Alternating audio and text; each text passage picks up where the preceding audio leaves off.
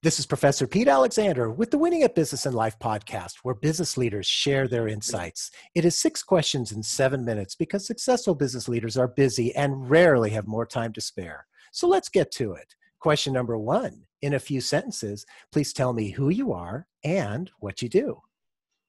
Hi, my name is John Farhat, and I do own a couple businesses. I'm in Columbus, Ohio. One of my businesses is called Farhat Services Company, and we do consulting work from a strategy perspective. We help our clients work their strategy into an ITable solution, because if your strategy is not quote unquote ITable, then basically you're working on fiction. And as a part of our other owned companies, we have a business telephone system company that's called LaQuanter. John, it's great to have you on the show. Question number 2. What's the best thing about working in your industry? I think it's great that our industry is constantly changing. So one day does not run into the next. Every day is different. Every day brings new challenges, new ideas, new thoughts, new ways to do things. And I keep getting excited about the creation process and working with new things and helping clients create new things. And so it's never dull. And there's not a single day that I wake up thinking I should stay in bed. Every day I wake up and I'm ready to go. I'm ready to move. I'm ready to do things because it's just exciting. And we're on the forefront of everything you read about. That sounds great. Question number 3. I hear from other business leaders that staying in a good work-life balance for them and their team members is a challenge. What are your thoughts? It's actually very difficult to achieve that because as a business leader, you're always thinking about the work. You're always thinking about the company, the product, the service, how you can make it better. And it is very difficult to turn that off when you get home. So for me, I recently have started working with a strategy of making my home office as uncomfortable as humanly possible.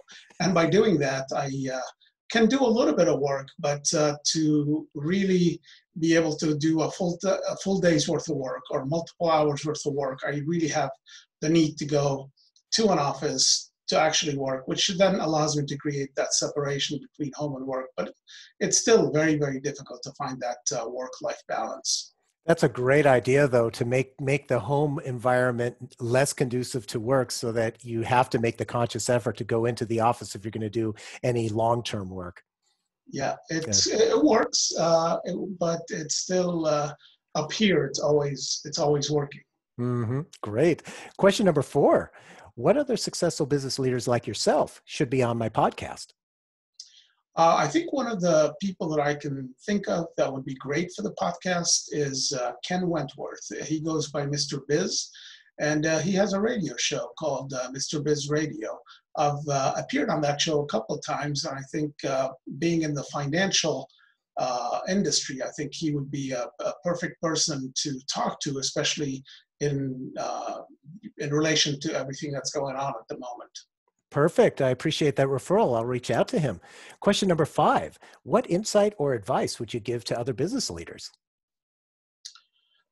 You are responsible as a business leader, not just for yourself, but as a business leader, you are responsible for every person who is a part of your team. And your responsibility extends into getting them over obstacles, making sure that they are and can be successful, as well as making sure that you take care of their livelihood, because you're not responsible just for yourself and your family as you would in a small business, but as you have employees, you're responsible for the employee and the family of that employee. And it's easy sometimes to think of business people as heartless and more, on the money grabbing end. But the reality of it is each business person that I know cares very deeply about their associates, employees, vendors, and they want to do the right thing for everybody. And it's very difficult because that responsibility extends not to just that person, but to their family and their extended family.